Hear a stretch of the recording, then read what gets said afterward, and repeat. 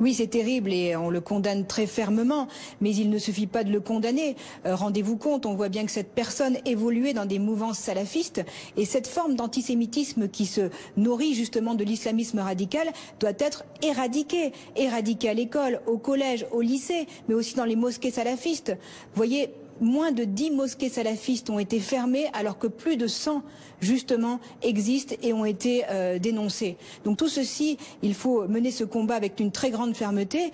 On retrouve dans ce mouvement des Gilets jaunes des gens qui profèrent la haine du juif, mais cet antisémitisme malheureusement se développe en France et c'est absolument terrible. Plus de 75% d'augmentation d'actes antisémites en 2018. La situation n'est plus supportable. Est-ce qu'il y a des réactions, Laurence Saillet, au cours de ce week-end qui vous ont rendu un peu perplexe, des réactions politiques que vous avez trouvées un peu ambiguës?